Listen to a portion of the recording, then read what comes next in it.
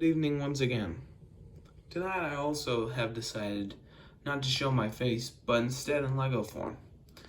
Tonight we show our concluding half of our documentary on Queen Elizabeth II, the Queen, the reign of Elizabeth II. Tonight this period will take from the premiership of Margaret Thatcher until the Queen's death. May Her Majesty the Queen rest in peace, as she will be buried tomorrow after her state funeral. Thank you all for watching all these videos and tributes to the Queen in the recent days. It just shows how America really loved Queen Elizabeth II. Enjoy. Begin from where we left off, at the Queen's Silver Jubilee, where everyone was celebrating their true and rightful Queen. Meanwhile, in 1978, the UK was once again battling soaring high inflation and a possible recession. This the UK all blamed on the Prime Minister, James Callaghan. And so, because of this, the Conservative Party of the House of Lords, led by Margaret Thatcher, introduced a vote of no confidence against James Callaghan. Thatcher saying that they believe that this Congress has no confidence in Her Majesty's government. Surprisingly, the vote was successful. The vote of no confidence passed by just one vote. 311 voting in favor of no confidence, and 310 voting for confidence of the Prime Minister. Even though Callaghan ran for re-election 2 months later, he was once again defeated by Margaret Thatcher, who had become the first female Prime Minister in British history.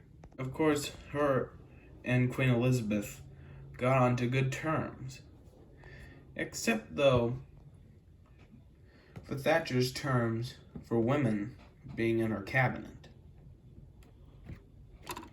Though they had some arguments over the things Margaret wanted to make come to law,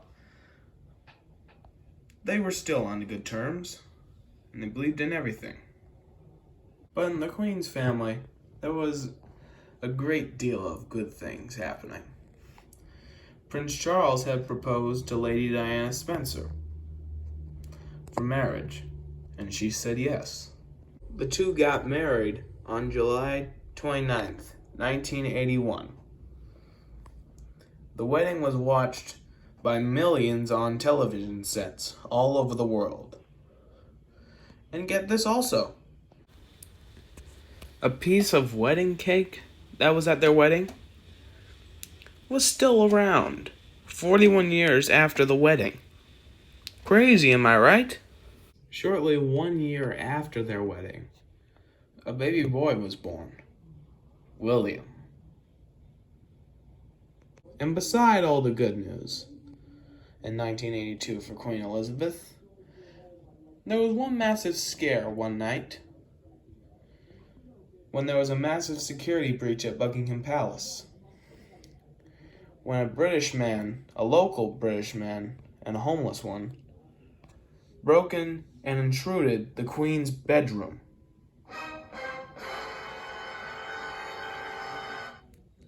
Of course, the Queen wanted him to get out because she was worried and scared that he was going to burglarize and kill her. But the man, he just wanted to talk to her. The guy's name, Michael Fagan. He wanted to talk with the Queen about the trouble he and his family and the homeless face. The main good thing for the Queen was that she kept him waiting by talking until help came. Though the good thing was, the man did not came to burglarize or kill Elizabeth II. Okay, can someone stop that? Because that is ridiculous. The one thing Queen Elizabeth was good at? Diplomacy. She had a good friendship with President Ronald Reagan. It's true. She met him in 1982 when he was celebrating his first year as president. They had so much in common. They both liked to crack jokes. Exactly. Also, when Ronald Reagan invited Queen Elizabeth to a state dinner in 1983. Here's how it sounded and is recreated in Lego. Now we have had the memorable experience of visiting you in your home state of California and of seeing your ranch at Santa Barbara. I knew before we came that we had exported many of our traditions to the United States, but I had not realized before that weather was one of them.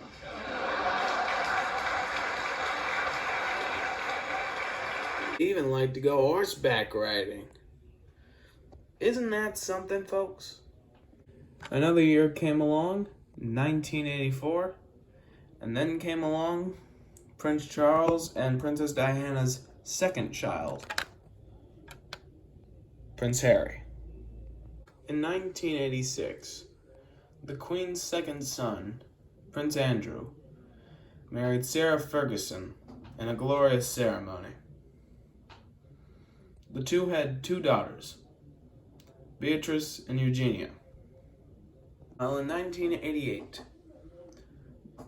the Royal Variety Performance hit sky-high ratings when the Golden Girls, the cast of the Golden Girls, performed in a skit, the last skit of the show. In fact, the Queen Mother was actually a fan of the Golden Girls, and she personally asked the cast to come to London to do the variety performance. Meanwhile, in 1990, things were not looking good for Margaret Thatcher. There was a national uproar over the community charge and poll tax, which levied funds from every citizen in Great Britain at a flat rate, regardless of their wealth or lack thereof. And then the House of Lords holded their own vote of confidence against Margaret Thatcher. Nearly 11 years after their success in ousting James Callaghan from the prime ministership. Though after all, the no confidence vote did not last, Thatcher resigned from her position 8 days later, saying she had left office in dignity. 1992. Oh boy. I hoped I wouldn't bring up 1992. That year was the Queen's Annus Horribilis, or as translated in English from Latin, worst year ever. That was because of a fire at Windsor Castle and the separations of Charles and Diana over extramarital affairs, and the separation and divorce of Prince Andrew and Sarah Ferguson over a leaked affair of Sarah's. In an address at the end of the year, Queen Elizabeth said 1992 would not be a year she would not want to look back at. In 1994, Queen Elizabeth became the first British monarch ever to visit Russian soil, to talk with diplomacy with Russian leaders, such as Russian President Boris Yeltsin. Though the visit was very much controversial, it was historic anyways. In 1996, Prince Charles and Princess Diana got their divorce finalized. They were no longer husband and wife. Sadly, 1 year later, Just before midnight, Diana when was the car Diana killed was travelling in in a slewed car into crash. a pillar in this underpass in central Paris. along with Diana the and then Dodi Al Fayed had been to dinner at the claimed Ritz, which Dodi is owned by Fayed Mr. Al Fayed's father, also Mohammed Al died in Fayed, a car crash. who also owns Also, Harrods. the chauffeur, Dodi Al Fayed who and was the reported driver to be died drunk. at the scene. Rescue one workers took survivor some time to was free Diana's Diana from the bodyguard. wreckage. She was Though taken to a he nearby has a hospital, but died several hours later severe after brain emergency injury, surgery. so he cannot recall anything The that bodyguard happened was also during the injured. crash. People who were near the scene quickly realised Such how sadness. serious the accident was. The royal family was overshadowed by the news. By that, Elizabeth addressed the nation about Diana's death the day before her funeral, not just as the nation's queen, but as grandmother to Princes William and Harry. She had addressed Britain about the sad news the day before Diana's funeral.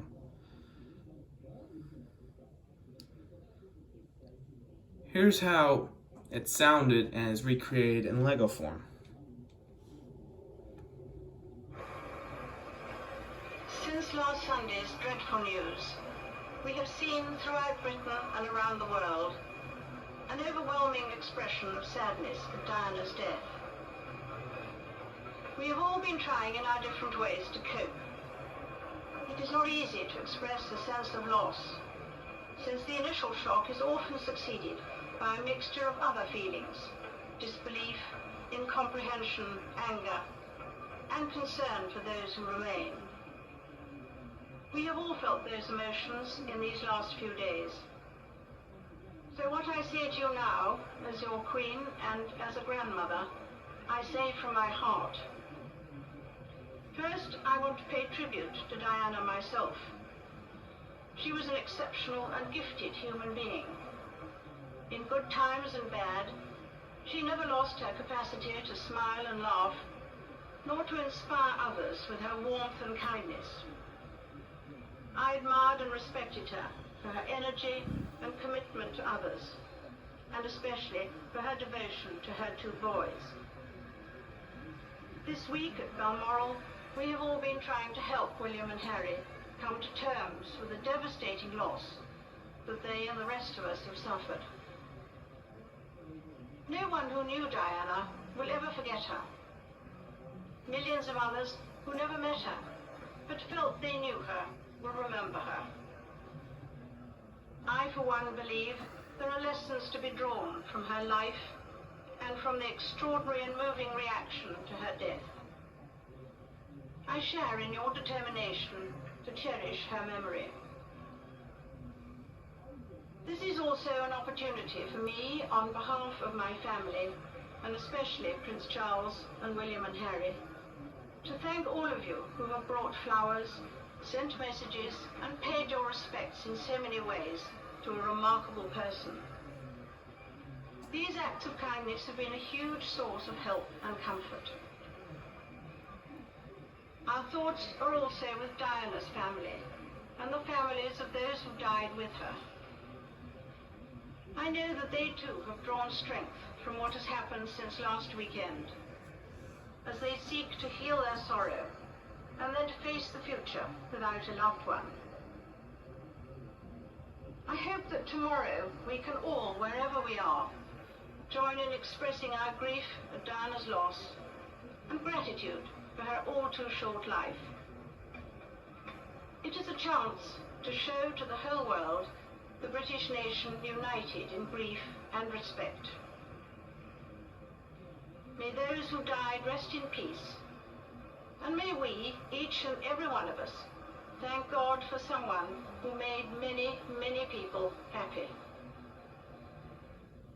Another great and loving grandparent, Prince Philip, who was Harry and William's grandfather, walked with them and Prince Charles behind Diana's coffin on the day of their on the day of her funeral. Fast forward 4 years later, another tragedy provoked in the United States. 9/11. Queen, now near her 80s, was very disappointed by the attacks. And in light of the tragedy, the Star Spangled Banner was played outside of Buckingham Palace by the Royal Guard. What a solemn way to pay tribute to those who were lost that terrible day.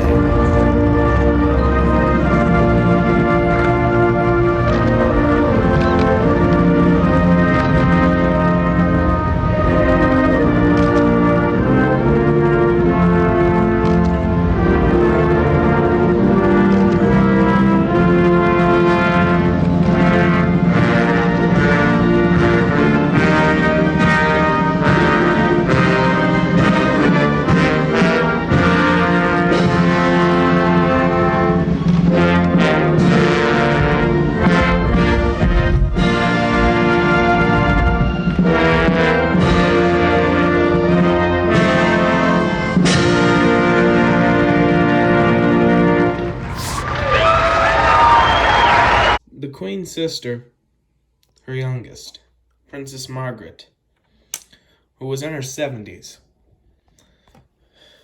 had suffered multiple strokes over the 90s that left her being in a wheelchair for the rest of her remaining days. In February of 2002, she died from a fourth and final stroke. The funeral was the toughest for anyone.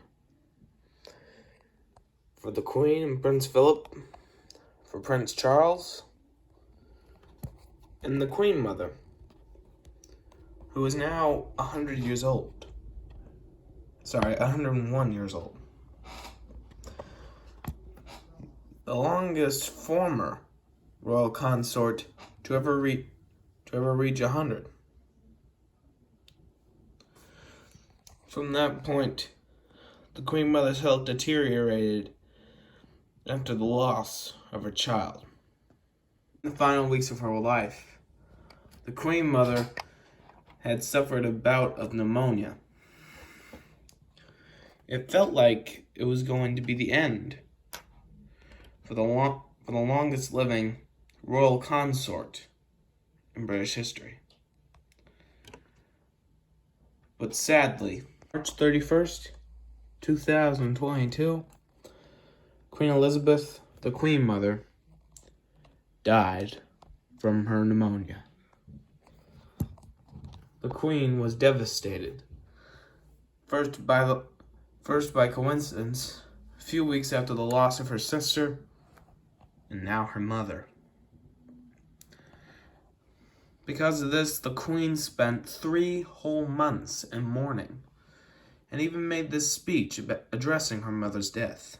Here's how it sounded and is recreated in Lego form.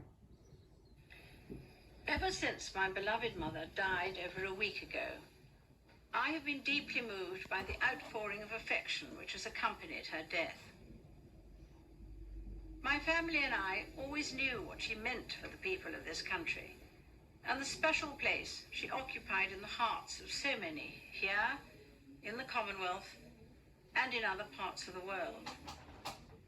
But the extent of the tribute that huge numbers of you have paid my mother in the last few days has been overwhelming. I have drawn great comfort from so many individual acts of kindness and respect. Over the years, I have met many people who have had to cope with family loss, sometimes in the most tragic of circumstances.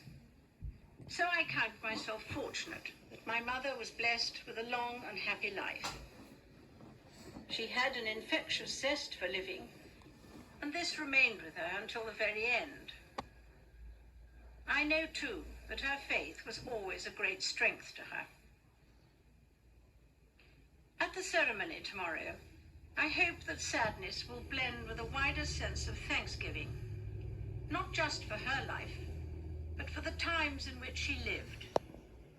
A century for this country and the Commonwealth, not without its trials and sorrows, but also one of extraordinary progress, full of examples of courage and service, as well as fun and laughter.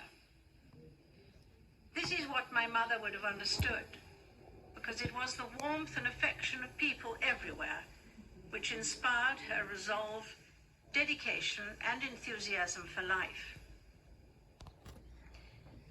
I thank you for the support you are giving me and my family as we come to terms with her death and the void she has left in our midst.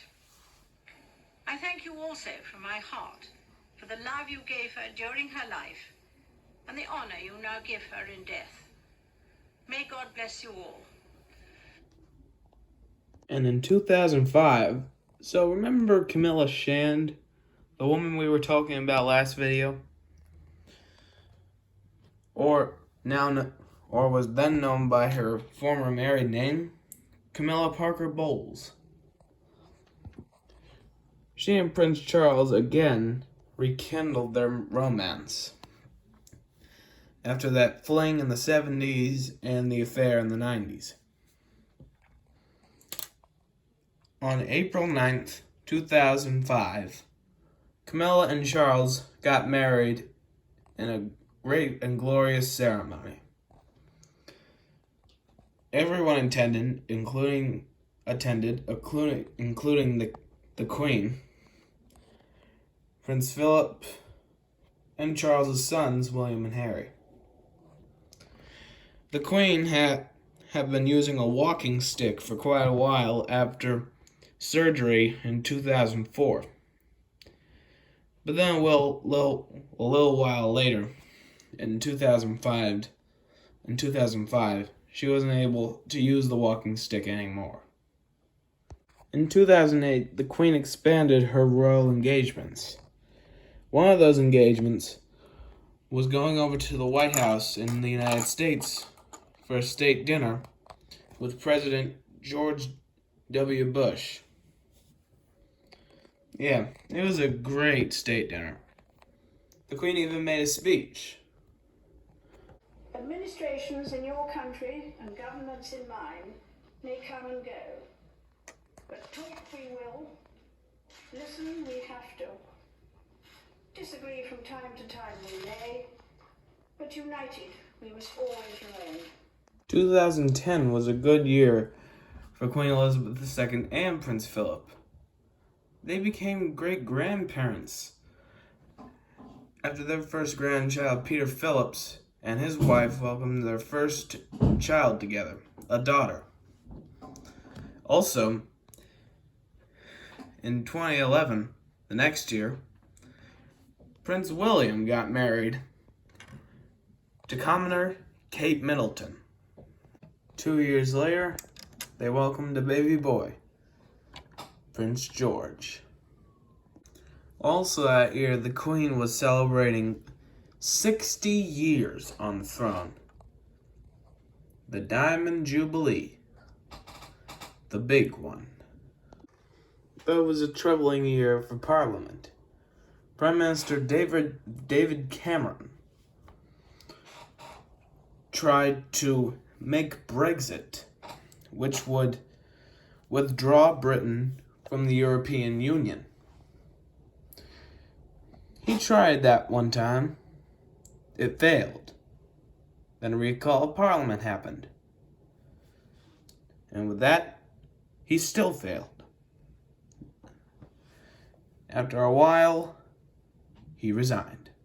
The Queen celebrated also in 2015 a major milestone.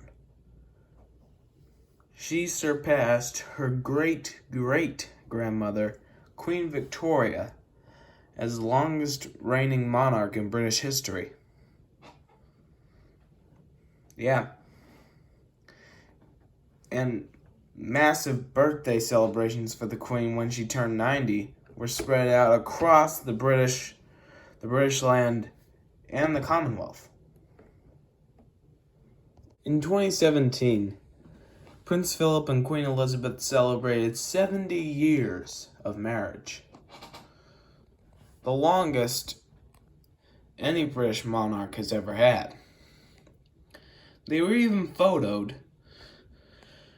looking at very cute cards from their great-grandchildren congratulating them on that glorious anniversary. Even recreated an old honeymoon photo that was taken 70 years earlier. Here's then, and there was now. That same year, on the 20th anniversary of Princess Diana's death, Prince Harry, now in his 30s, proposed to his girlfriend, Meghan Markle, asked her to marry him, and she said yes. And they got married in April of 2018. A year later, in May of 2019, their first child was born, Archie Mountbatten Windsor. That same year, U.S. President Donald Trump went to the UK for a state visit to meet with the Queen and have a state dinner. In January 2020, it was announced that Harry and Meghan would be stepping down from royal duties and stepping down from their senior roles in the royal family to get a better life, like a more normal life for Archie in the United States. This was shocking to everyone, not just around the UK, but everywhere around the world. Same month, finally, after more than 3 prime ministers and 2 resignations after failures with Brexit negotiations, Boris Johnson, the new prime minister, was able to get a recall of Parliament, a good recall this time. And this time, Parliament voted successfully to withdraw the UK from the European Union. Everyone's like, glory, glory, hallelujah. It's finally done. After 3 prime ministers, it's finally over. 2 months later in March, because of the COVID pandemic, Queen Elizabeth and Prince Philip had to stay quarantined at Windsor Castle. So that way, they wouldn't get sick. Mostly it was maintained because of their old age. Because then, Queen Elizabeth was 94, and Prince Philip, boy, he was 99. In February of 2021, it was announced that Prince Philip had gone to the hospital over a heart condition, that which led to open heart surgery.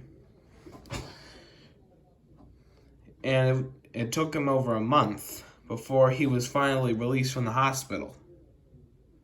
It was a shocking health scare for Philip, as he was about to turn 100 years old just 3 months after his release. In that same month of March of 2021, Meghan Markle and Prince Harry opened up in an interview with Oprah Winfrey about the royal family and how they treated them in a question of racism that one of the royal family members said about Archie. Here's how it sounds and is recreated in Lego form. Concerns and conversations about how dark his skin might be when he's born. What? And Who is having that conversation with you? What? so, There is a conversation. Hold up. there's Stop several right now. there's several conversations. There's a conversation with you with Harry. about how dark your baby is going to be? Potentially, and what that would mean or look like. Ooh. And you're not going to tell me who had the conversation? I think that would be very damaging to them. Okay. Also in that interview, it was announced that Meghan, who was pregnant at the time, was going to have a girl. The interview and that specific statement caused a major royal scandal within the family. Who said the racist joke about Archie? Was it the Queen, Prince Philip, Prince Charles, Camilla, Kate, William, or any other family member? But Prince Harry and Meghan Markle did cross out the Queen and Prince Philip from the list of potential suspects. But according to experts, some say it was either Prince Charles or Camilla. Despite all this, 1 month later, tragedy broke. And yet, it was another royal family member. Not the Queen, but her significant other. And good morning to those just joining us here in New York. We have breaking news from Buckingham Palace this morning. Prince Philip, the husband of Queen Elizabeth, the Duke of Edinburgh, a fixture of British life for decades, has passed away at the age of 99, just weeks before his 100th birthday. We just received a statement from the palace. It is with deep sorrow that Her Majesty the Queen announces the death of her beloved husband, His Royal Highness the Prince of Philip, Duke of Edinburgh. His Royal Highness passed away peacefully this morning at Windsor Castle. Further announcements will be made in due course. The royal family joined with people around the world in mourning his loss. That coming out just moments ago, Hoda. After being together for 73 years, and 75 years if you include dating, Queen Elizabeth's husband, Prince Philip, the Duke of Edinburgh, had died. This was a shocking loss for the Queen. She had never left his side for 73 years. And then his funeral would be a sorrow and tragic event she would go through without him by her side. At his funeral, she sat all alone, while other members of the royal family went into other seats. I mean, space in Westminster Abbey was limited due to COVID. In September of 2021, the Queen's son, Prince Andrew, was named in a sexual assault lawsuit by a Jeffrey Epstein accuser, Virginia Giuffre. As her accusation is detailed that Prince Philip sexually assaulted her in 1989, or in the 90s or whatever, along with Jeffrey Epstein. That's when the Queen's health began to deteriorate. In early October of 2021, it was rumored that Queen Elizabeth had been using a walking stick again during royal engagements, the first time she ever done that in 20 years.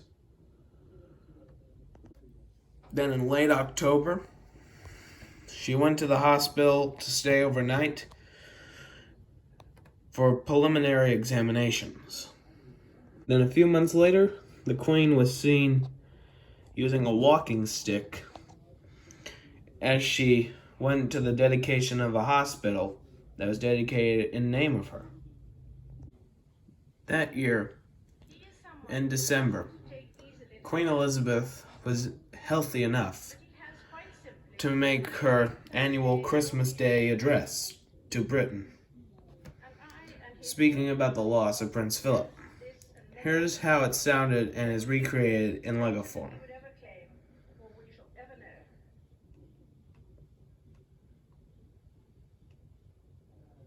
Although it's a time of great happiness and good cheer for many, Christmas can be hard for those who have lost loved ones. This year especially, I understand why. But for me, in the months since the death of my beloved Philip, I have drawn great comfort from the warmth and affection of the many tributes to his life and work, from around the country, the Commonwealth, and the world.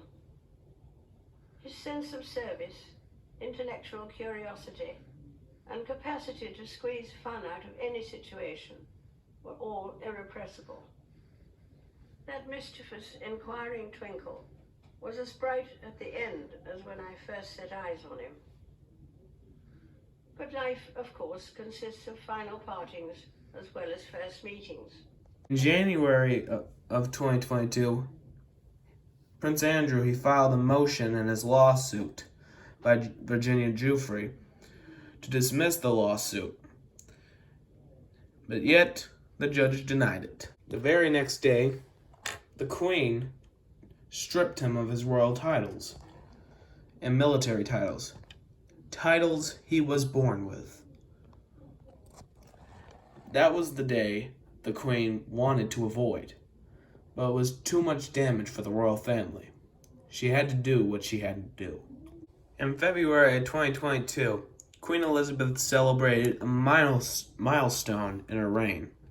70 years on the throne. It was the longest any British monarch has ever made. Those celebrations wouldn't go underway until June for her Platinum Jubilee, the first of any monarch to ever have one. She would have some slight little medical issues that would interfere with some other events aside the Jubilee. In April of that same year, doctors advised Queen Elizabeth to just stay home and rest on National Commonwealth Day due to mobility issues. This also would interfere with the opening day of Parliament in May, also due to mobility issues. And so the duties were handed down to Prince Charles and the Duke Cambridge. The Queen was able to attend Platinum Jubilee celebrations. Beginning with the first day of celebrations, the parade show of royal soldiers riding their horses, saluting the Queen. Also, a royal balcony air show. All members of the royal family, except Harry and Meghan, who were there with their children, were on the balcony, with the Queen making a rare appearance, with using her walking stick, and a little frail, but the people loved her. The little guy who stole the show, Prince Louis, he kept screaming, clogging his ears, going into agony over the loudness of the planes. But in a way, the Queen and Kate solved the whole crisis with Louis. The palace announced later in the evening that the Queen would not be attending the National Thanksgiving service as a part of her Platinum Jubilee the next day, because she felt mild discomfort in her back. The Queen wasn't able to make it to the royal concert either, though she did appear in one little skit to commence the concert. A skit of her having tea with Paddington Bear. Here's how it sounded and is recreated in Lego form. Perhaps you would like a marmalade sandwich. I always keep one for emergencies. So do I. I keep mine in here. For later.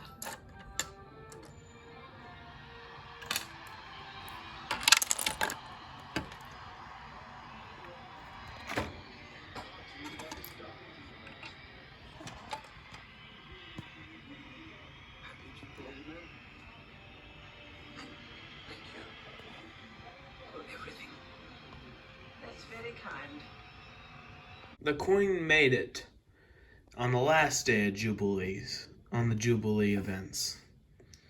After the horse race event, she made another appearance on the royal balcony, greeting many Britons and joining them in God Save the Queen. In July of 2022, 1 month later, the palace announced that Elizabeth would be spending summer vacation at Balmoral Castle in Scotland, which was considered the family's favorite place to go. Even on vacation, it felt like their home. But that same month, UK's Prime Minister Boris Johnson resigned in disgrace over a string of scandals involving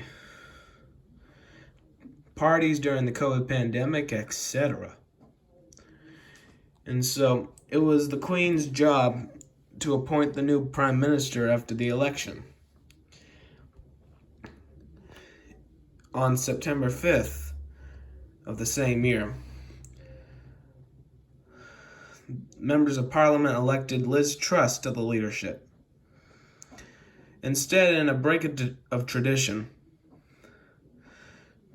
the Queen appointed Truss as Prime Minister at Balmoral Castle due to the Queen's ongoing mobility issues. Here's the photo and how it looked recreated in Lego, which would be the last photo ever taken of Queen Elizabeth II.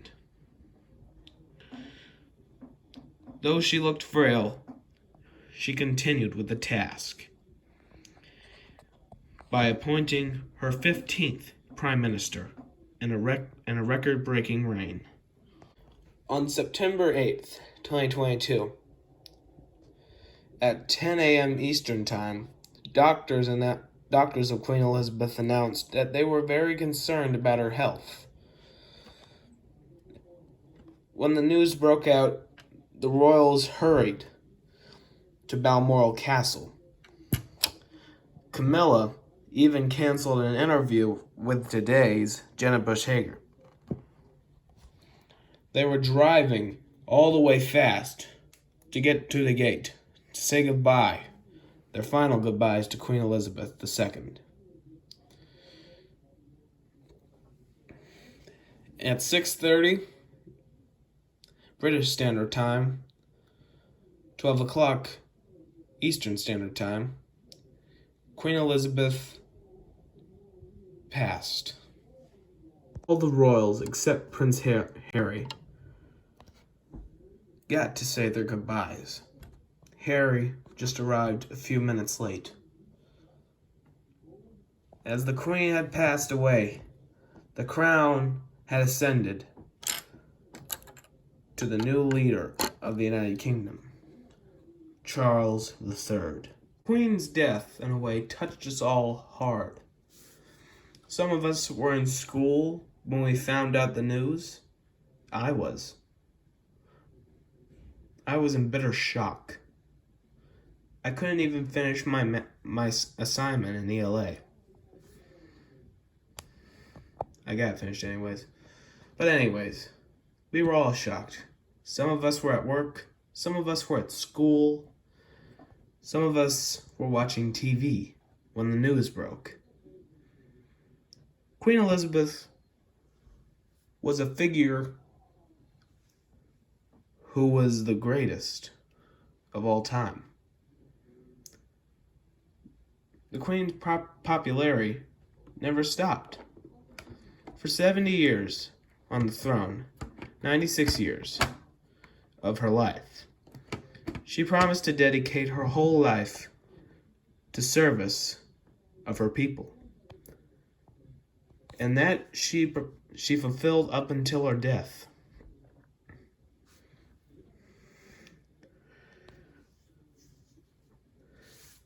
The Queen touched us all in many ways. Whether it was during the sad times or the good times. She helped us get through sorrows like 9/11 and so many other things. And for that we thank her, for all she done. At least, once again, she will get to see her beloved husband, Prince Philip. And I'm just going to finish out this documentary by saying, well, I'm just going to make a message. Anyways, her funeral was held on September 19th, 2022, and was interred at St. George's Chapel, right next to her husband. I want to thank everyone, not just those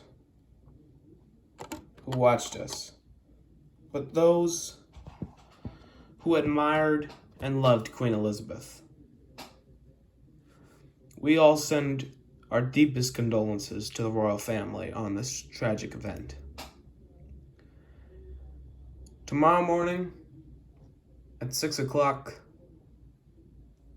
or in Britain, 11 o'clock, Queen Elizabeth's funeral will be held.